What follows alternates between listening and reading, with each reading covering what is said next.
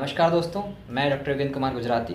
साथियों, जैसा कि अभी आपको पता है वायरल फीवर का दौर चल रहा है। साथियों, इस समय हमें कहीं भी बाहर का इधर-उधर का गंदा खाना खाने से परहेज़ करना चाहिए और घर का अच्छा साफ़-सुथरा खाना खाना चाहिए। बाहर का खाने से हमें अवॉइड करना चाहिए।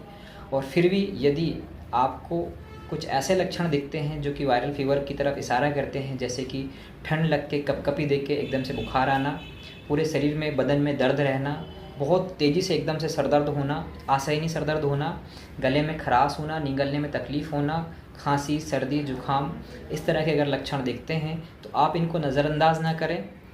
आप ऐसा नहीं कि कहीं भी मेडिकल पे जाके खड़े होकर कोई भी गोली दवाई खा लें, 1 दिन 2 दिन दवाइयाँ खाते रहें। इससे क्या होगा, वो स्थिति गंभीर होती चली जाएगी और फिर कहीं न कहीं आपको ग्रामीण क्षेत्रों में अक्सर ऐसा होता है कि आप बीमार होकर पलंग पे पड़ जाएँगे और फिर देवी-देवताओं के चक्कर में पड़ जाएँगे, महाराज हो जाएँगे, टाइफाइड हो जाएगा, कोई क्या कह देगा, कोई क्या कह देगा और ये समस्या बढ़ती चली जाती है।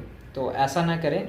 समय रहते हुए अगर आपको ये लक्षण प्रतीत होते हैं, दिखाई देते हैं किसी भी व्यक्ति के अंदर, तो आप अपने नज़दीकी चिकित्सक डॉक्टर की सलाह लें और डॉक्टर से पूरी रूप से आप इलाज करवाएँ, बेहतर तरीके से वायरल का ट्रीटमेंट लें और एक-दूसरे के संपर्क में आने से कोशिश करें जो संक्रमित व्यक्ति है, क्योंकि वायरल फीवर तेज़ी से एक-दूसरे में फैलता है। हम कई बार देखते हैं कि घरों में हमें लोग अक्सर आके बताते हैं कि साहब एक को हुआ, दूसरे को हो गया, तीसरे को हो गया। धीरे-धीरे पूरा घर चपेट में आ जाता है, क्योंकि वायरल फीवर बहुत ही तेज़ी से बढ़ता है, एक से दूसरे में फैल जाता है। ये संक्रामक रोग होते हैं एक तरह से। तो कोशिश करें कि जिस व्यक्ति को संक्रमण हो चुका है, वायरल फीवर हो चुका है, घर में थोड़ा-सा उसको अवॉइड करें, बच के रहें। दूसरे लोगों को संक्रमण में ना फैले इससे।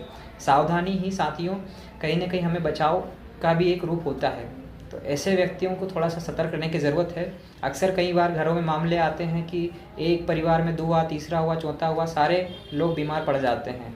तो इस तरह के वायरल इन्फेक्शन से बचाएँ अपने आप को और अगर इस तरह के लक्षण आते हैं तो देवी-देवताओं, नीम हकीमों ना पढ़कर अच्छे डॉक्टर को, नज़दीकी डॉक्टर सलाह लें और उनसे परामर्श लें। धन्यवाद।